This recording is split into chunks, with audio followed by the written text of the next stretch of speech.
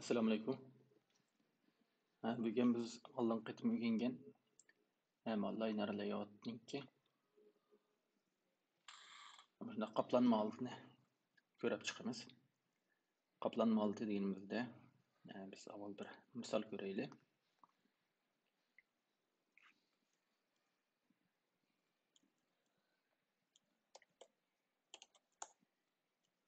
Liner layout deb qo'yib qo'yay buning ismini.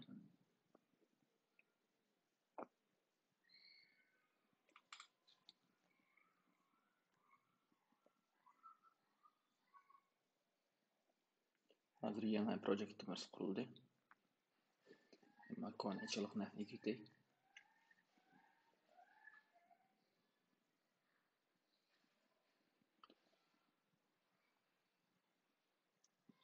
Biz bir layout'ning ichida layout'ning ichiga boshqa view masalan konopka, text ramkasi degandek narsani o'rlashtirmay layout'ning ichiga layout o'rlashtirib ba'zi unumlarni chiqarishni ko'rib chiqamiz oldi bilan. Buningda men boshda resursning ichidagi layout deganni ochay. Layoutni ochdim. Layoutni ochgandan keyin buni mana ikki bo'lakka holatda kod bilan ko'rinmaymiz birga ko'rinadigan holatda undaq ko'raylik. Biz avval mana bu asli bor kodni ichidagi bir qurdan boshqa meni yuvib etib buni liner layoutga o'zgartiraylik. Liner layoutni tanladik. Undan keyin bu Android deganni qo'yib mana to'liq ekranni qoplagan holatda buning egizligini ekran qoplagan holatda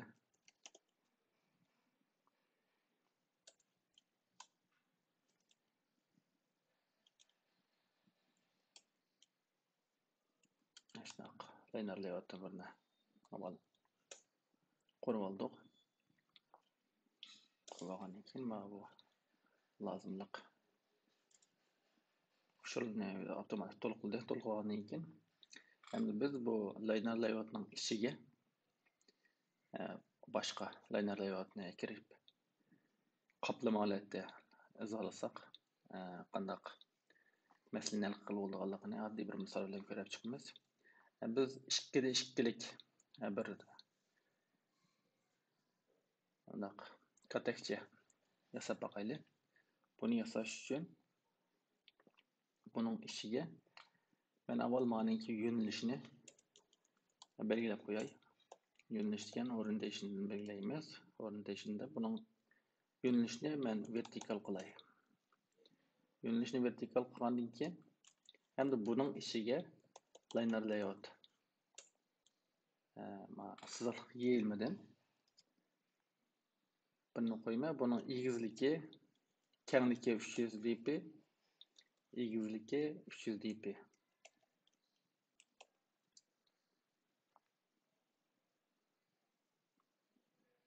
Sammiyada bu asli olman. Mening qilmoqchi bo'lgan narsam 2'de 2'lik ramka. Mana men vertikal dedim. 2'de 2'lik katakcha paydo qilmoqchi, vertikal qilmoqchi bo'lgandan keyin 2'de 2'likdan men birinchi liner layoutni egizligini 150 qilib, shunday yerimchilik qilib andan buning ichida ikki tal view qo'yma. Andan keyin ikkinchi bir liner layout qo'yib, u liner layoutning ichiga yana ikki tal view qo'yma. Shunday qilish orqali 4 tal katakchilik bir ko'rinishni paydo qilaman. Endi men ustidagi liner layoutning yo'nalishini vertikal qilgan. Mana ikki katakchi qilish uchun men buni horizontal qilishim to'g'ri keldi. Shunga buni horizontal dedim. Horizontal degandan keyin buning ichiga men view o'rlashtirib qo'yay. View deganimiz bu o'zi hech qanday bir narsa o'z ichiga olmaydigan. Shuna alayli bir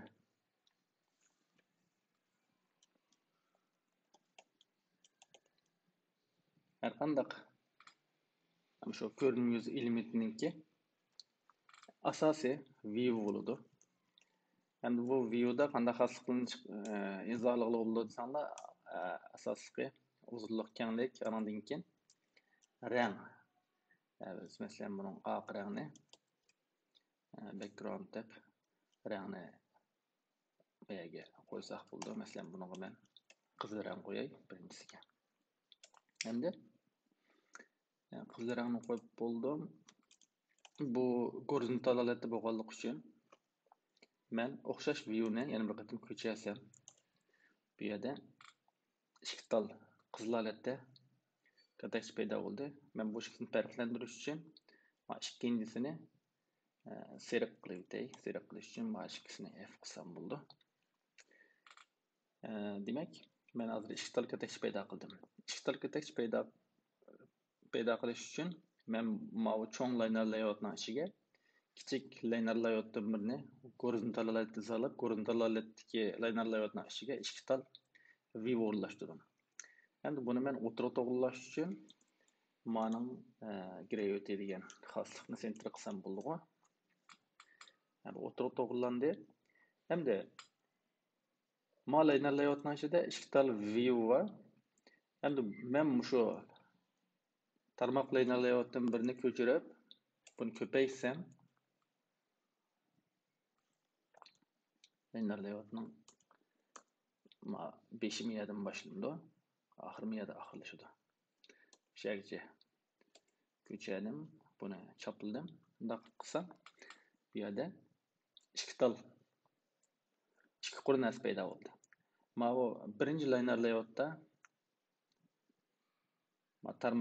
birinchi tarmoq liner layout paydo bo'lgan narsa mana bu ikki katakcha. Ondan ikkinchisi paydo bo'lgan narsa mana bu ikki katakcha. Endi buning men shaxmat taxtasiga o'xshash chiqarish uchun rangini qarama-qarshi qilib qo'yay. Mana seriq, mana qizil qilay. Demak, men hozir mana to'rtta katakchini bir cho'ng liner layoutning ichiga ikki tarmoq liner layout qo'yish orqali hal qildim.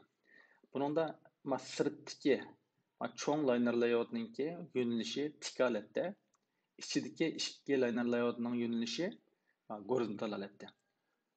Horizontal holatdagi birinchi liner layout mana bu ikki viewni paydo qildi. Ondan bu ostidagi liner layout, horizontal holatdagi liner layout mana ikki viewni paydo qildi. Shunday qilib mana to'rt katakcha paydo bo'ldi. Endi o'xshash shu katakchini ikkinchi bir xil usulda paydo qilishning usuli biz mana bu ana liner layoutni yo'nalishni horizontal qilsak, u chaqda mana bu tik holatdagi mana ikkisini bir vertikal holatdagi liner layoutga o'rnashtirib, ondan mana o'ng tarafdagi mana ikkisini vertikal holatdagi yana bir liner layoutga o'rnashtirish orqali bu o'xshash maqsadga yeta olamiz. Bu liner layoutning ichiga liner layout o'rnashtirish orqali shu ba'zi ko'rinma yuzlarni loyilashning usuli. Shunga ko'rinma yuz loyilagan vaqtimizda bu bizning layoutlarimiz balkim bir butun ekronga ishlatilishi mumkin va yoki shu ekranning ichidagi ma'lum bir tarmoq elementlar uchun ishlatilishi mumkin. Shunga ma'lum bir xil layoutning ichida shu xil layoutni takror ishlatish orqali bu unum hosil qilishni mana shaklda shu misol orqali tushuna olsanglar bo'ldi. Endi bu xil shakldagi ko'rinma yuzlarni paydo qilish uchun yoki loyihalash uchun eng oson yana bir xil layout yoki yelma shakli bor. Uni grid layout deymiz. Ham grid layout bilan tanishib boqaylik. Grid layoutni tanishish uchun biz yangi misoldan birini ochaylik. Yangi projekt quraylik. Bu projektning ismini biz mana quruq deb qo'ygandan keyin grid layout deb quraylik. Grid layout bo'lsin. To'g'risimi? Endi yana projektimiz ichildi. Mana biz taqib turaylik.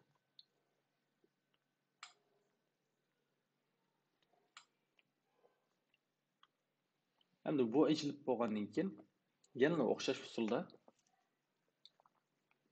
biz buning shu layout laylaydigan yoki yeyilma laylaydigan yerini ochamiz. Andan u yerga biz liner layout emas, grid layout qo'llanish orqali o'xshash ko'rinishni laylab boqamiz. Shu orqali grid layoutning qo'llanishini tushunib olsak bo'ldi.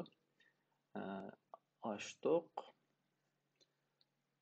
Bunun ichidagi split deganni tanlab yandan biz bu ko'rinish bilan kodni chiqarib oldik.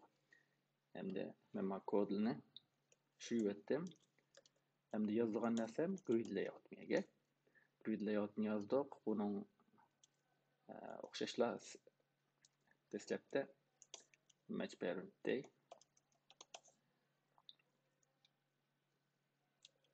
Mana match parent deb xatolik chiqishiga sabab mana oldida Android degan narsa yo'q. Android deganni qassak xatolik o'ngishildi. Endi buni mana taqaymiz. Taqab bo'lgandan keyin sistemaga alt enter ko'nikmasini besish orqali mana zarur bo'lgan XML NS degan qurni qo'shib qazdik. Shuning bilan xatolik yo'q edi. Grid layout qanday ishlatiladi desanglar, grid layout degani katakcha layout. Katakcha yeyilmada tushensanglar bo'ldi. Buni izolash uchun biz katakcha. Necha katakcha borligini avval yozib olamiz. Katakchada qur sonini row count deymiz. Row count deb bunga masalan 2 dedik. 2 qur bor. Andan keyin 2 red var. Bizden laylamış olan katakçimizde. Onu column count deyimiz. Column count deyiz. Column count yani 2 kısa. 2 de 2'lik. Yani şunda elementini özü çıkargan. Bir grid layout nemizde zalgan bulduk. Bu 2 de 2 kılıp uğurlaştırıp dedik. Hem de bunun içine biz bayatın usulümüzde view'larını zalasak buldu. Vasılan bunu zalasak. Özü bu kur ve red sanı boyunca şu view'larını uğurlaştırıp otomatik oldu. Hem görüp bakaydı biz. Bir de view'nin layout width bunun kendikini bayatın 150'lik degan tok. İngizlikini 150'lik değil. Anandan keyin bunun rengini background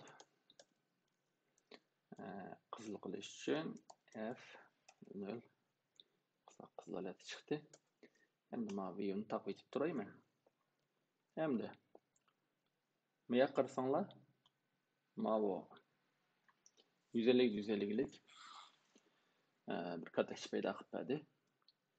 Buni biz o'tirg'i to'g'rilash uchun gravity layout gravity lamba bu katakcha asli. Layout gravity degan nima oldi? Markazga qilib qo'ydik. Markazga qilgandan keyin bu match parent bo'lganligi uchun buni o'tirg'i to'g'rilayolmaydi. Men agar buningga grid layoutning uzunlik kengliklarini 300 deb bersam,